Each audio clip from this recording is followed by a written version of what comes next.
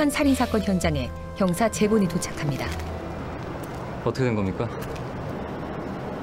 같이 일하는 박준길이라는 사람이 찾아와서 칼을 들고 죽이겠다고 난리를 쳤어요. 범인을 잡기 위해서라면 정의도 불의도 가리지 않는 비정한 사냥개 재권. 아프다고. 그는 자신만의 방식으로 유력한 용의자 박준길의 뒤를 쫓기 시작하는데요. 박준길이 어디 있어? 박준길의 애인 김혜경이라고 있어요. 김혜경이 만나러 찾아올 거예요. 유일한 실마리는 박준길의 애인 혜경뿐이죠. 안녕들 하세요. 걔가 지금은 퇴물이지만 몇 년 전까지는 템플이었답니다. 주식에 손대서 다 날리고 룸사롱 새끼마다 하면서 비치고 나이는 먹고 뭐 그런 거죠. 안녕하세요. 한 잔 더러 꼭 들르세요. 빚에 쫓겨 변두리 술집을 전전하는 처지의 혜경. 네. 거친 남자들의 세계에서 오직 자존심 하나로 버텨온 그녀인데요. 여기 인사해. 오늘부터 영업부장 일 봐주기로 한 이영준 씨야. 준길이 친구야. 준길이하고는 원주에서 2년 같이 있었어. 잘 부탁해. 왜 반말이에요? 왜? 반말하면 안 되나? 여기 와서 앉아봐, 얘기 좀 하게. 저 일하러 가요. 웃어? 박준길이 확실해? 정체를 숨긴 재고는 혜경의 곁을 맴돌며 잠적한 박준길을 기다리기로 합니다. 하세요. 나이까지 태워다 줄게. 여기는 어떻게 알고 찾아왔어요? 며칠 전에 준길이 봤다는 사람이 있어요. 이틀 전에 이문동 하우스에 왔었답니다. 준길이 참 징한 혜경 씨를 단란 주제에 맡기고 마이깡 땡겨갔다면서요? 그 돈 다 잃은 것 같은데. 준길 씨 소문 어디서 들었어요? 그냥 여기저기서. 하지만 산전수전 다 겪으며 살아온 혜경은 좀처럼 경계심을 풀지 않고 박종찬 대리님을 소녀시대 유나와 동급으로 사랑합니다. 마카오 달란 영업부장 이영준 총상. 더 재밌게 못 보내나? 이 정도면 괜찮죠? 냉랭한 그녀의 신임을 얻기 위해 철저하게 영업부장 이영준으로 위장하는 재권. 그러던 어느 날 그냥 마음만 받을게요. 네, 이따 봬요. 근데 이게 다 뭐예요? 사인지 회사려면 해야죠.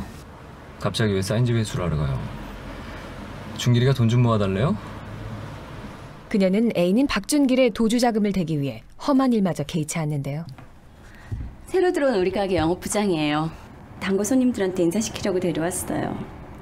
외상값 갚으라고 협박하려고 데려온 거 아니고? 아이고 진상들아. 하긴 사장이 외상값이 좀 되죠? 말 나온 김에 부탁 좀 드릴게요. 지금 나 협박하는 거지. 이런 어디서 굴러먹던 들이 행패야. 버거운 현실에도 늘 초연하던 그녀. 나 김혜선이야. 나 김혜선이야!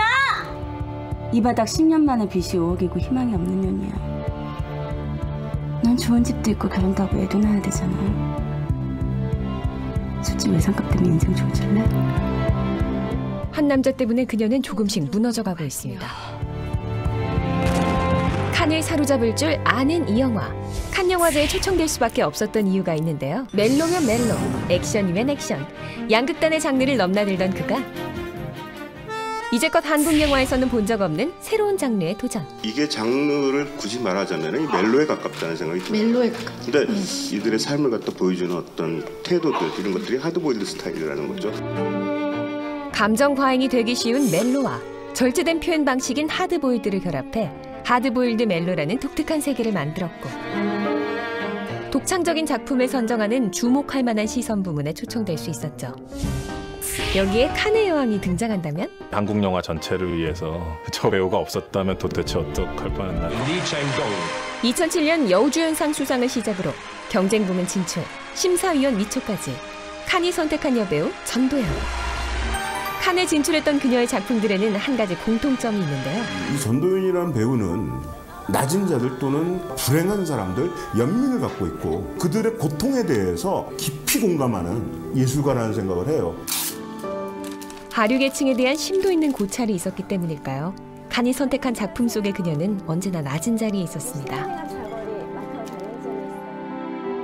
전도연이 선택한 하드보일드 멜로, 기대작임이 분명하죠? 한편 준기를 기다리는 혜경은 점점 초라한 모습으로 전락해가고 내가 좋아하는 귀걸이에요. 빗감은 됐었지만. 용의자를 잡기 위한 수단에 불과했던 그녀는 뒤치기 전에 뭐 했어요? 빌어들어 다녔어요.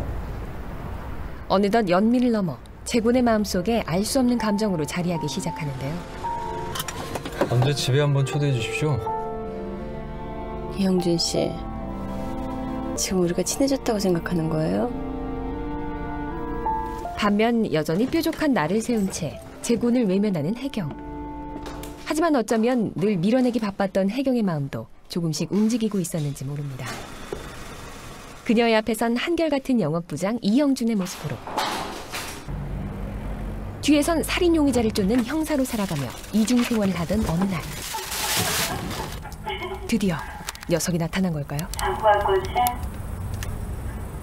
박준기를 잡으면 이 이중생활도 이상한 감정도 모두 끝나고 말 터.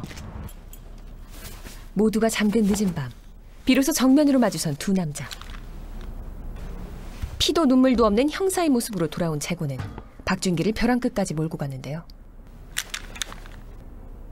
혜경이 깨기 전 조용히 일을 마무리 지으려는 속셈인 거죠. 모든 게 재곤의 계획대로 순조롭게 진행되는 듯 했습니다. 느긋하고 여유롭게 뒤처리를 하러 내려간 그때 예상치 못한 박준길의 반격이 시작되고 야수처럼 살아가는 두 남자의 거친 숨소리만 조용한 밤 공기에 퍼져갑니다.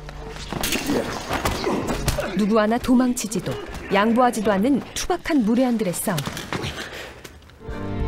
닥치는 대로 세상을 살아가는 예의 없는 두 남자, 그리고 아직은 사랑을 믿고 싶은 한 명의 여자. 이 무례한 관계의 결말은 대체 어떤 모습일까요?